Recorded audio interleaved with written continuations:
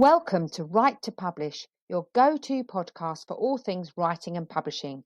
I'm Karen Stanley, a 14 times published author and the founder of Mabel and Stanley Publishing. Join me as I share a multitude of tips and insights drawn from my own writing and publishing journey. We'll be hearing from some inspirational authors too, who will share their writing experiences and top tips for success. Each week, we'll learn about an aspect of writing, from composition to genre and from publishing to marketing. Listen in as we learn and chat about all things writing and publishing, and let's get you on the right path. Hello and welcome to another episode of Write to Publish with me, Karen Stanley. In this week's episode, we're going to talk about how to write faster without sacrificing quality. Now, wouldn't that be a wonderful thing if we could write at lightning speed and our books would be churning out one a week? Actually, I don't know if it would, because I think part of the magic of writing is the process, the journey. Sometimes the editing gets a little much, but watching your manuscript take shape, if that happened overnight, I don't think it would be as satisfying. Well, that's what I'm going with anyway. So let's talk about how you can speed up the process, though, without sacrificing quality, and how you can be more efficient in your writing practices.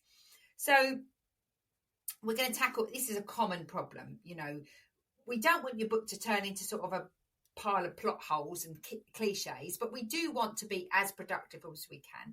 Time is precious. You know, we don't have lots of time. We've got lots of other responsibilities and things to do. So we want to be the most productive that we can and get our words out as quickly as we can, but with as much quality at the same time. And, you know, anyone can bash out 50,000 words in a month if they don't care what those words are. But we want speed and quality. There's literally no point in publishing a book that's rubbish, because you'll just discredit yourself as a writer. You might think that's obvious, but you would be surprised how many people don't kind of heed those words of caution. So we want the chocolate cake and the frosting. We don't just want the cake and no icing. We want the buttercream on the top. So let's think about the strategies that we're going to talk about today. 1 is structured outlining. 2 is writing sprints. 1 is dictation, and 4 is strategic drafting. Now, some, all, or none of these methods may work for you. Every writer's journey is different. So if you try something, you think, do you know what, that's making it worse, or it doesn't work for me, or I don't love that, that's fine. Do not compare yourself to other writers. Comparison being the thief of all joy, as they say. So just think about, does this suit me? Does this work for me? Try it. Give it a bit, try it with an open mind and see what works for you. So we'll go through these 4 kind of areas one by one, and then we'll think about, some other tips in there as well. So structured outlining. This is sort of the antidote to staring at a blank page and panicking. If you are a bit of a pantser, which I absolutely am, you might be able to sit down and your story just appear before your eyes. Now, I am a pantser. However, I still need some sort of framework to hang it on, because otherwise I end up drifting, going off on tangents, waffling, getting plot holes, wondering where the heck my plot's going. So even though I am a bit of a pantser and I love the creative process and I love it to sort of take shape without me having too much control over it at times, I do need some sort of structured outline, because this is effectively your sat nav. Without one, you're sort of driving in the dark in a thunderstorm, and no chocolate in the car. So why this helps speed? It sort of helps with sort of decision fatigue, if you like. You're not constantly saying what happens next. You already know what's happening next. So you can allow your creativity to blossom by embellishing those events and adding sort of character little traits and flares and quirks and foibles. But you know what's coming next, essentially. So you can therefore write in much smaller windows of time, because you know exactly where to pick up. You haven't got to kind of rethink the whole thing every time you pick it up. And, obviously you're saying, well, do I want to plan? Will it kill my creativity? Not really. Start with your big beats of the story. So these are the major turning points in your story or argument. So the real money shots, the real kapow moments, get those in place. So, where they come first, middle, second to last, that kind of thing. And then you're going to break each of those scenes into sections with just a few bullet points each. You're not writing your story at this point. And, leave spaces for surprise. As I said before, your outline, you're not handcuffing your talent. What you're doing, your creativity rather, is you're sort of scaffolding it, if you like. So leave spaces for surprise. You don't want to plan every little blow by blow account from your story, but you just want the main money shots so that as you write, what you're actually doing is enabling your creativity because you know where you're going and then you can allow yourself to embellish. Okay. So spend a couple of hours outlining before you start a big writing session, if you can, and then it will save you sort of days of meandering later. So you might have your overall outline for your whole book, and then you might have broken that book into sort of 4 or 5 major points, which you then might break down into some sort of more complicated outline, which you then sit down to write. Again, try these and see what works for you. The next thing let's talk about is writing sprints. I'm definitely a sprinter, which is ironic because I'm the worst sprinter in the world if you're talking about running. But writing sprints are short, focused bursts of writing where you block out distractions and just write. So this is where, in my research, there is argument out there that say 20 to 45 minutes tops, but me personally, I like it to be 1 to 3 hours even. I love a writing sprint where I really get my head down and get myself engrossed in the story. So, but the one things I would say is turn your Wi-Fi off, put your phone in another room, turn the telly off, get rid of all your distractions and you're completely focused on the writing. If you can only manage sort of half an hour to an hour at a time, go for that. Me personally, I prefer longer sprints because I feel like if I only sprint for half an hour, I just get going and then it's time to stop again. But find the sweet spot of time that works for you. And the idea is that the work will expand to fill the time you give it. So if you give yourself 2 hours to write 500 words, for example, you'll take 2 hours. If you give yourself a reduced amount of time, your brain will focus like really focused, laser focused, you might say. For me, that works the same. If I give myself a few hours to do nothing but write, I focus. Whereas if I know I've got all week to do it, doesn't happen. So the time window, thinking about the research that I've done on this topic, it varies for me. There's schools of thought that say 20 to 45 minutes is optimum. For me, that doesn't work. I just get going, then I have to stop, then I feel frustrated. So this is why I'm saying to you, find out what works for you, but definitely setting aside time to just write with no restrictions is crucial. Otherwise, your work will never get done. And your sprints, you need to warm up with a quick scene or maybe read the scene before. So I like to read the scene before so I get back into the flow of my work. Track your word count, really motivating to see your progress. And if you can, stack multiple sprints over a sort of shorter period of time, and that will build some serious momentum. And there's nothing more motivating than momentum and seeing that progress take shape. And if you're going to do an outline, make sure your sprint comes soon afterwards, because then you're really in the zone, as it were. Now let's talk about dictation. This has worked very well, particularly for some of my clients and authors who may have had dyslexia or some kind of challenge when it comes to actually writing their ideas down. It doesn't work for everybody. Writing or typing doesn't work for everyone. But dictation, can really work for some. For some people, it's a no-no. I don't love it because I get lost. I forget what I've said. I like to see it on the page. I'm quite a visual person. But for some people, it works. Again, you choose your way. You do you. So instead of... it kind of does what it says on the tin. Instead of typing, you speak your story in a voice-to-text app.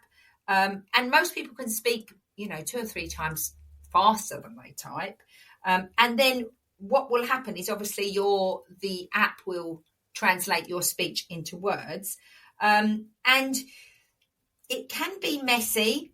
So I would be using it for first drafts, for brainstorming, for capturing dialogue-heavy scenes.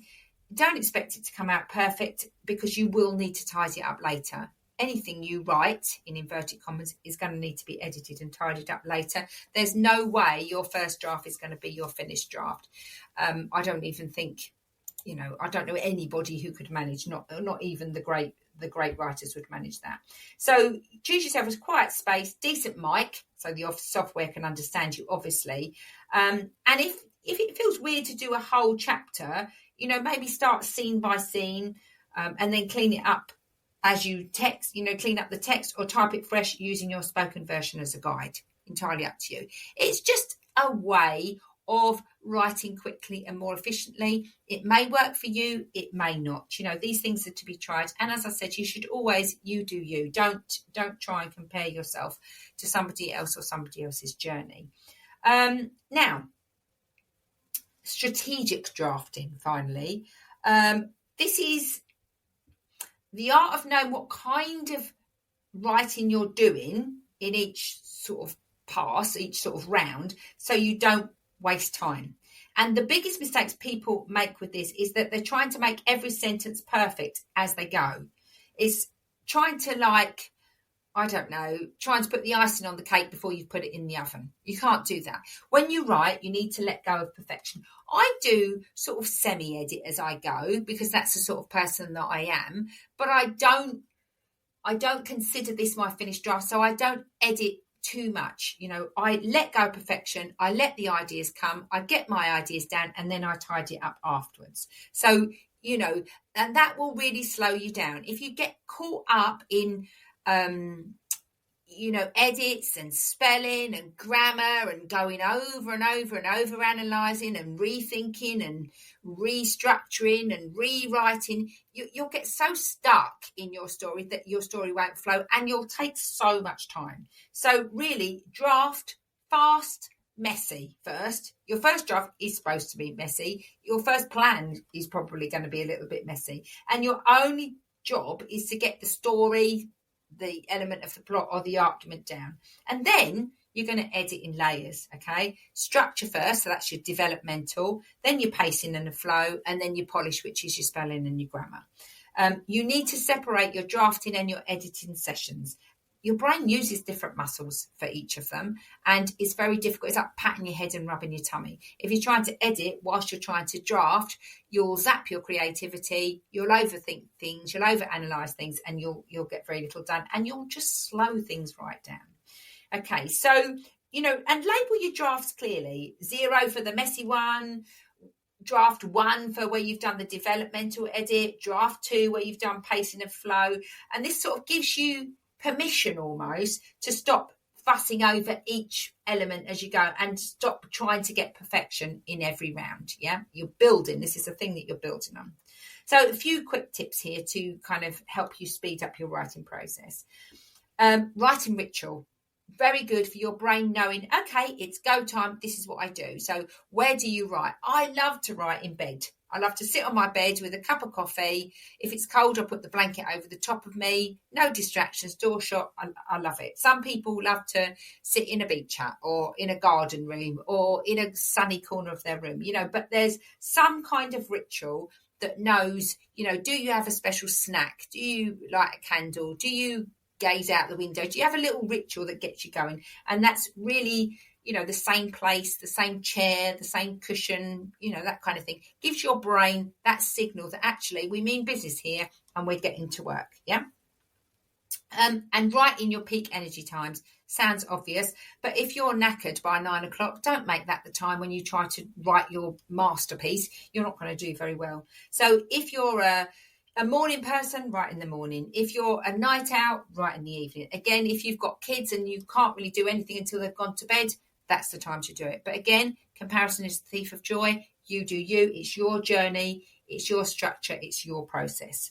And if you get stuck on something, either put a yellow highlight or put brackets saying check this, or don't stop to research. Just type look here or highlight that passage in yellow and keep going. Allow your brain, your creativity to keep flowing. Don't get stuck, because then you go down this weird kind of rabbit hole and you might never find your way back.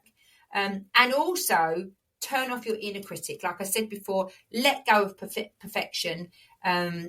Your editing brain can come out later when you've got your first draft down, but let go of perfection. Keep going. Let that almost that creative stream of consciousness to come, do its magic, get your words down on the page, and then analyse and think about it later. So there you have it, really. Structured outlining, writing sprints, dictation, strategic drafting, and a couple of little bonus tips there, which will keep the words flowing without sacrificing quality. And remember, you cannot edit a blank page. So all of this stuff is going to be checked, rechecked, defined, polished, tweaked, whatever you want to call it, later. It doesn't happen in the messy sort of first draft phase, nor should it. Okay. So the key is clearly, my main message here is to separate creation from perfection. First drafts are about telling yourself the story, and the later drafts are about telling it well.